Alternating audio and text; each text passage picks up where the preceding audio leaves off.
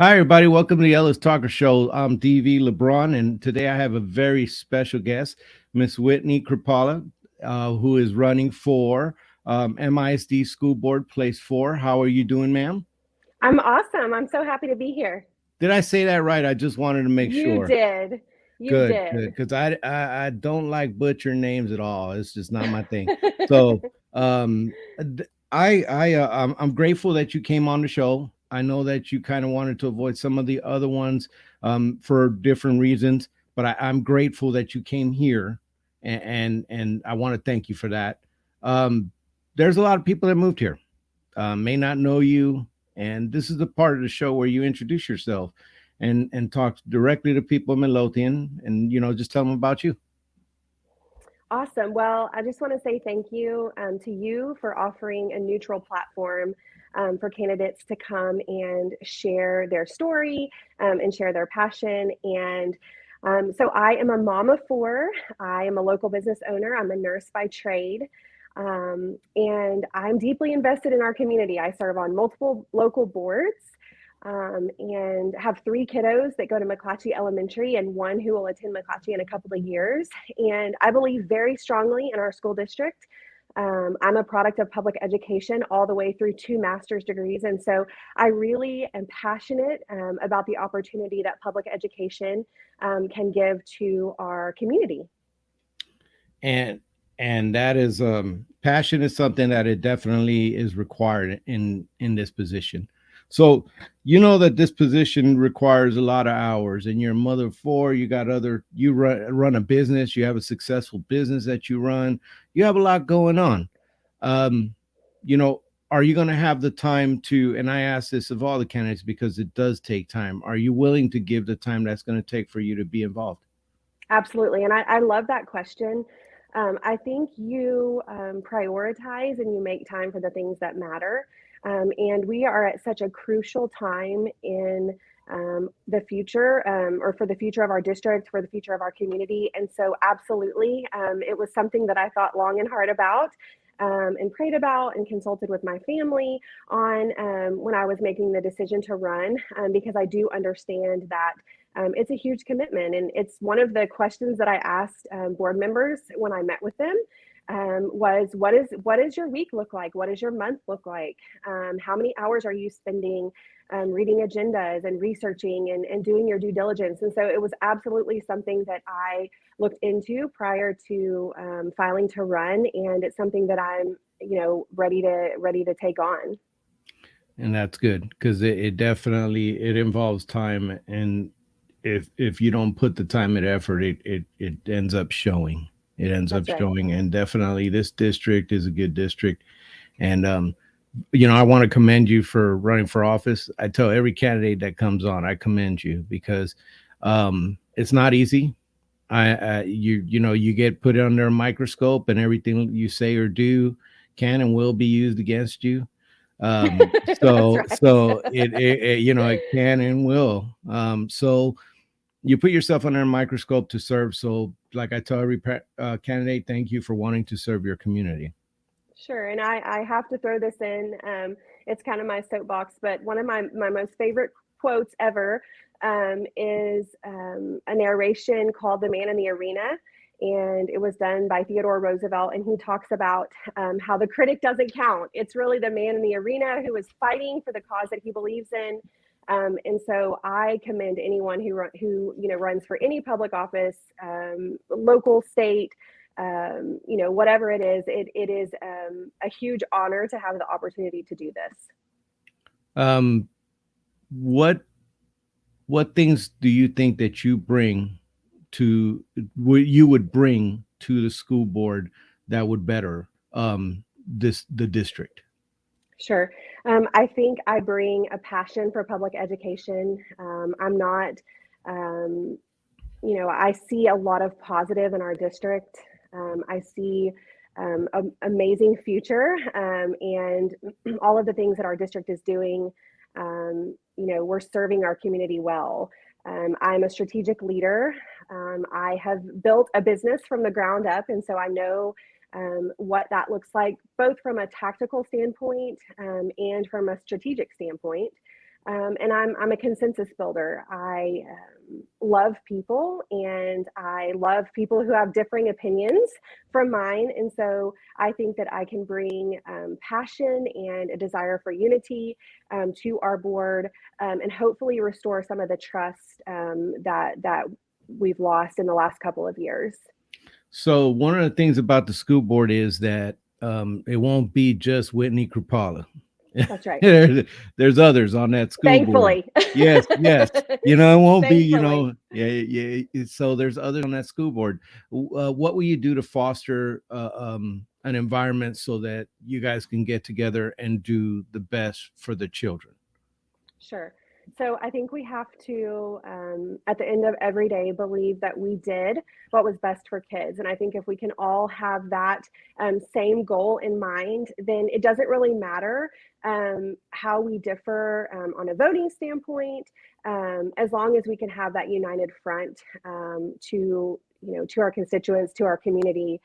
Like I said, I'm used to building consensus as a business owner. I've had lots of opportunities to bring people together when they maybe weren't so satisfied with the service we were providing, and so I'm very experienced in working with a team, listening, and being able to build consensus among others. And that's good. That's definitely something that's needed when you get on a board, because there's these different personalities there, and everybody has something they want to bring to the table. And so having or building consensus is how things get done. Not That's one, right. there isn't a one board member. There's not an army of one. It definitely isn't. That's It right. takes And it takes all of you. I think remembering that we are representing the well-being of all students is, and when we put that first and foremost, I think it changes the landscape and it changes how we view each other. Do you have a background in education by chance? I mean, it So, doesn't matter as a school board candidate, as you know, sure. that doesn't matter. But just in general, Sure. So I was an elementary school nurse in a neighboring ISD for many years, and so although I was not a teacher in the classroom, I do kind of understand the inner workings at that tactical level, at that operational level. I do have a better understanding, I would say, than most.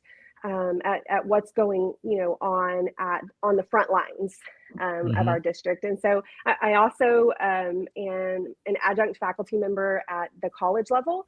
And so I think that gives me a little bit of insight, maybe into some of the educational principles. yeah. So I do think I have a little bit of a different perspective. Being adjunct in a college staff kind of definitely gives you credit in the educational field, even though it's higher education. It's where a lot of these kids are heading anyway. That's So right. knowing those things, that having that experience in the front line is very helpful. Definitely very helpful.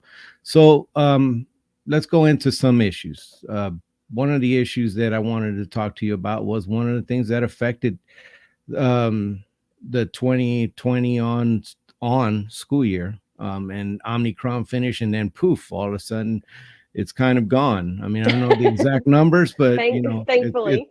it's kind of gone. So sorry. Hello. I, I'm here. so yeah, it kind of went poof, and so um during COVID, there were things that were done. There were parents for, against. There was a lot of things that happened that tore into the parents, and also got, obviously the board represents the parents. So it, Sure. it got to the board. And one of them were masking issues. And there was state passing laws, or passing ordinances, and schools saying, no, I'm gonna wear a mask. Um, do you believe that it is the function of the school to tell these kids to mask up, mandatory? So I think that it is ultimately should be the parent's choice as to whether or not their child wears a mask. I do understand and believe that there is also a compassionate choice that you can make to, there were people who were very afraid of what was going on, and there were vulnerable people who were in our schools, and vulnerable staff members, and vulnerable students. And so I think you have to look at it, through several different lenses. And I ultimately, think I think it should be the parent's choice, but I do also see the other perspective of having compassion for those who are vulnerable. Okay. Well, I mean, that was one of those. It really polarized people. I mean, it was really nasty. It seemed like COVID brought out the worst in us sometimes. And so, at that same time, you had uh, some race things going on, and while our community handled it with a lot of grace, a lot of communities did not. And so I don't want to get too far into it, but just in general, um, what do you think as a board member you can do to make kids that probably don't look like the rest of us, or look like the rest of the kids, or are slightly different? What can you do to make them feel welcome as a school board? Sure. So I think that it starts right here. And it starts in my own heart, recognizing my own biases. And then it starts with teaching my children how to respect human dignity, and how to love all people, regardless if they think like us or look like us. And I think when we each hold ourselves personally responsible and accountable for that, it's easier to hold ourselves accountable as a board. I do believe that every human, whether they, look like me, act like me, believe the same way I believe, have the same socioeconomic status as I do, I believe every human is valuable, and human dignity is something that we can offer to everyone. And so I think it really starts at home. And I think it starts as holding ourselves accountable, for the way that we speak, and the way that we treat others, and modeling that for our students and for our fellow board members. Um, that it does start at home. It starts in the hearts of people. That's how we change a society, and that's just me on my soapbox. But it's just something I believe, because if we don't do it at home, if we don't talk to our kids at home, then what happens is the government gets involved, and we all seen what happens when the government gets involved. So one of the That's things right. that people have problems with is, and you'll hear this at school boards, CRT, and the other one is, well, it escapes me, but CRT, SEL. Okay, SEL. Um, those things kind of get, there's problems. Some people say it's in the school, some people's not. Some people say it's kind of, it may not be, it may not say CRT on it, but it definitely has the tone. um, as a board member, do you know what kind of policy you can set for and against that? And how do you communicate that with the public? Sure. So I think one thing that we have to really identify is whether or not we're talking about CRT or SEL. And I think we have inextricably linked the two. And I will say, from an SEL perspective, the social emotional well being, coping skills, self awareness, self motivation, those kind of things are things that I want my own children to learn about. I teach those at home, and I think it's a great idea for the school to reinforce those things. I think the issue is that we have made that the same thing as CRT, which I do not agree with. I am against. Like I said earlier, I value every person for who they are, and so I think any philosophy or theory that inherently calls out one race or another is just not appropriate to be a part of our curriculum. And as far as I know, it's not being taught in Midlothian, and will not be taught. And so, like I mentioned earlier, I think where we have to start is teaching our own children in our homes, you know, how to value each other and how to value human life. Um, Yeah. You know, Value. it's polarizing. It's something, of course, that um, I've dealt with almost daily, getting questions from people. But I think when we talk through it and we look at, are we talking about SEL or are we talking about CRT? We actually have a lot more common ground than what most people realize. So how do you kind of balance that? Let's say you're elected. How do you balance the interest of each group? How do you respectfully get there, and how do you deal with a parent that doesn't agree with you?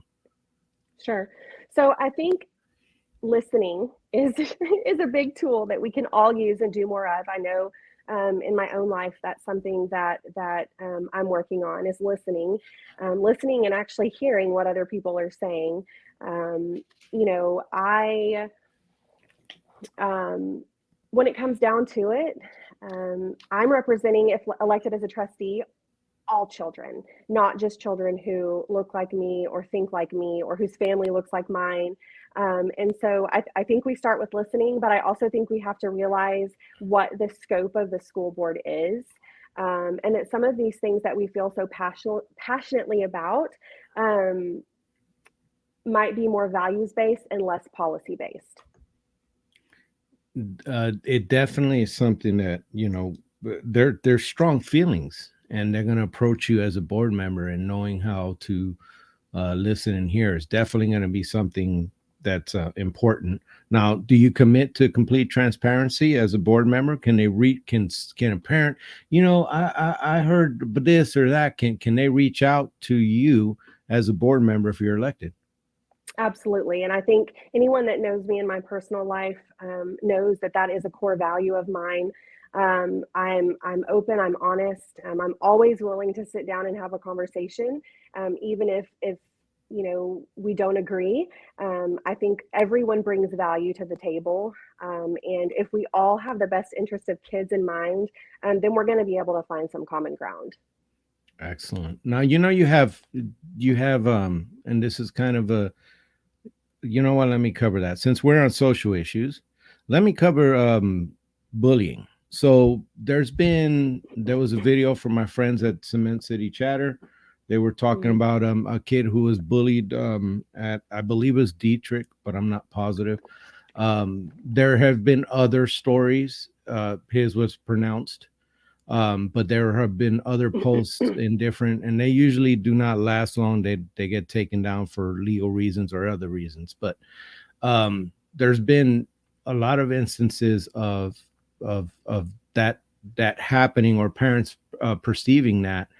Um, as a board member, somebody reaches out, says, Whitney, my kid got bullied, and the principal basically told me go away, or I didn't get any response.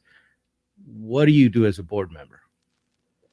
So let me preface this conversation by saying I was incessantly bullied as a young person in junior high, especially. You could not pay me any amount of money to go back to junior high. And so I empathize with these parents and students. I know firsthand what it feels like, and I have. It's probably one of the things that uh, makes me bristle up more than anything. And so I think as a board member, being able to empathize with that, but also being able to guide that parent up the chain of command, and making sure that the appropriate actions are taken is within my scope. Now we have a tactical team of leaders at the cabinet level and also at the school level who are charged with taking care of those things before they get to a board grievance or something like that. And so I think it's important that that chain of command is followed. But I'm also a human, and so I also want to offer my empathy and my understanding and my listening ear for that parent or that child, because I think that goes a long way. Okay. um I hope those parents that have experienced that are listening, and or they will listen and hear that from you. um the testing, there was testing done recently, and I'm sorry for not knowing the name of it, but it showed disparities between different schools in the district. It showed that our kids are, they're what was the word? They're making approaches, or but it's still bad. Meeting, Meeting approaching, yeah. approaches. That those were nice words for we're trying to get there, but it they looked bad. They did some of the scores, and then when it came to special education, they suffered. Now I know that the pandemic and the way we did learning during that time affected it. As a father of a special needs kid, I understand how that affects special needs kids. It affected other kids as well. It affected kids differently in the district.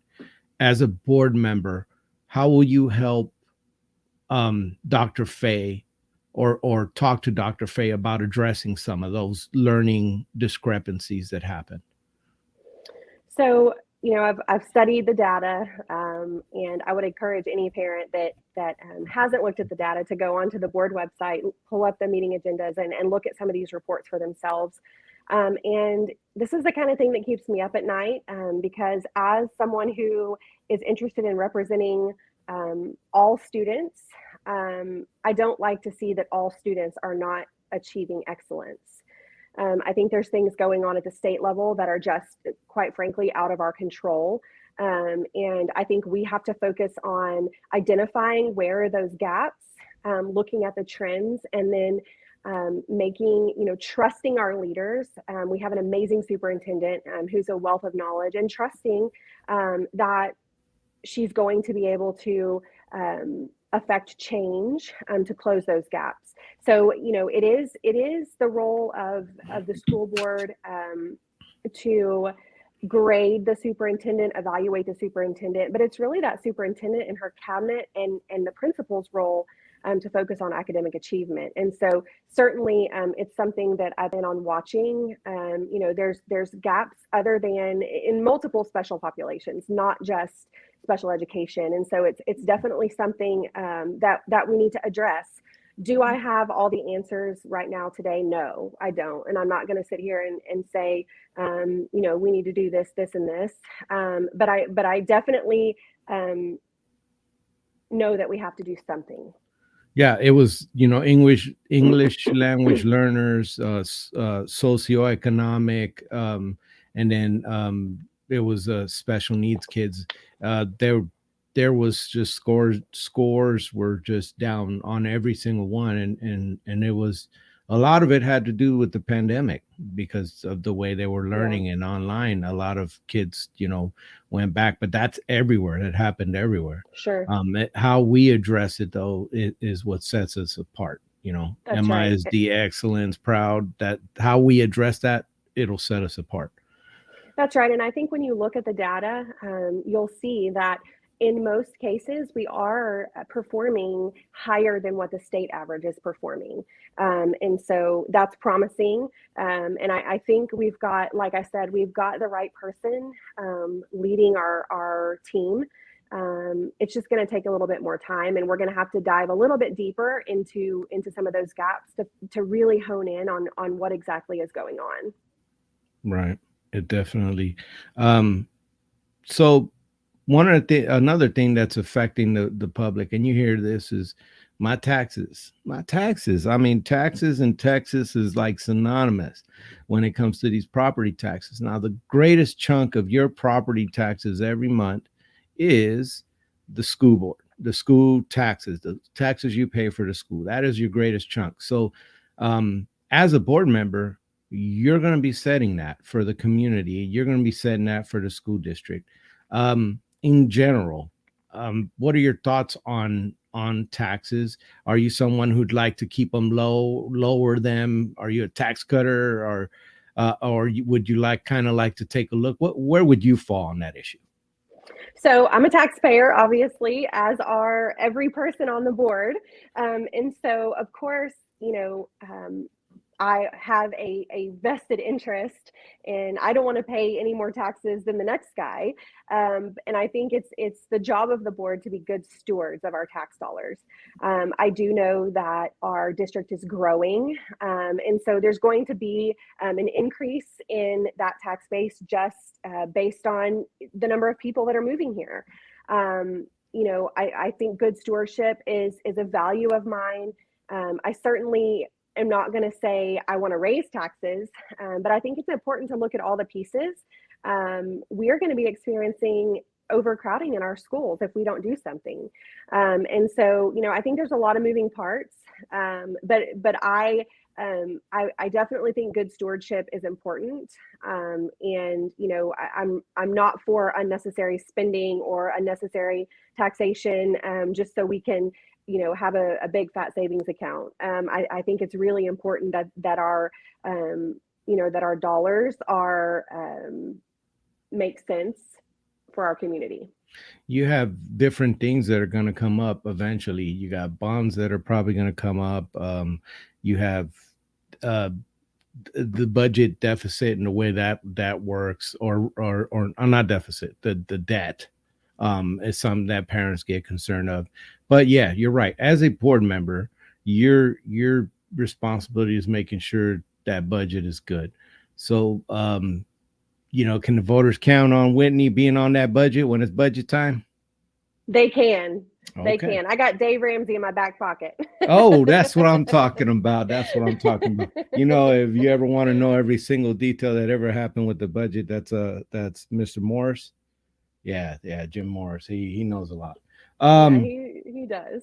okay, so now this is unfortunately we're coming up to the end of the show. I do appreciate you coming on again, but this is that point in the show where you get to talk to the voters. You get to tell them what you're thinking and why they should vote for you. And I'm gonna go ahead and give you the mic and just be quiet. Oh, I appreciate that. And this went by so fast. It does. It Um, does. I mean, if there's something else, I just I don't want to keep it too long because the viewers do have other things they that's got to do. right. It's So dinner time. it is dinner No, time.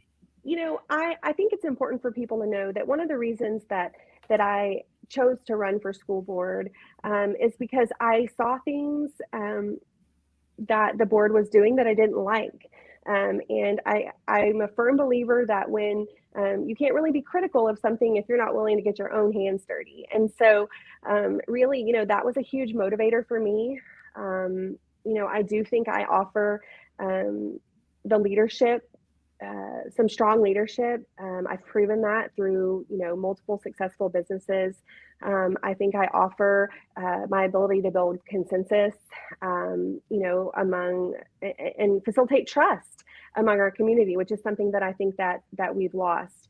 I'm not puppeted by any special interest groups. I really am about all kids. That's why my slogan is Krupala for kids, all students, every teacher, every classroom, because I think that's the only way that we are going to achieve academic excellence in our district, is if we really put the well-being of kids at the forefront. And I don't want to take credit for this statement, but I have to say it because it's something, it really was an epiphany for me. And that is, the little people are waiting for the big people to get it right. And so I think at the end of the day, whether I'm elected or not, I'm still going to continue to serve, and champion that cause. And they're waiting for um, the governance to start because there has to be governance in order That's for it right. to go well. You know what? I was going to let you go without asking you about the most important thing, and that's CTE. Now, the CTE, I mean, that is big. These kids, they're going off to college, getting big debts and not getting their degree, or not, their degree not working out. No, I'm not bashing on college. Some folks have Sure. made a great living on college, obviously. Can you tell me briefly, real quick, about CTE, and do you support, having the trades, ROTC, or anything other than just college programs? Absolutely. So I'm actually a member of the CTE advisory board of the Mile. Well, It's a hey, huge, you should have interrupted me and yeah. been like, "Hey, we're not ending this." Yeah, that's right. It's a Go huge ahead. passion of mine. I think we've seen throughout the past couple of years that there are a number of trades that we just don't have enough of in the workforce. And mechanics and plumbers and HVAC people and welders and health careers. There's just not enough people to meet the demand, and so I'm a huge proponent of our CTE campus. I mentor students, entrepreneurship students at the Mile. And every day I get to see how these programs are impacting our kids, and changing their lives and giving them opportunity to do something other than go to college, and giving them opportunity to be prepared to go into the workforce. And many of them make very, very healthy salaries that can support a family. And so I really do think it's the way of the future. And I'm ecstatic that we have a superintendent whose passion aligns with mine, and who has big goals for our CTE program. And so it's definitely something that I want to see us continue to grow in our district. Well, there you have it, folks. Now I've asked all the questions. I appreciate you coming on and talking to the people and bearing with me. And I wish all the candidates the best. Every candidate that comes on, I wish them the best. The show does not root for any candidates. I stay non-biased when it comes to the show. So thank you so much again for coming on, and good luck. Awesome. Thank you for the opportunity. Bye. Have a good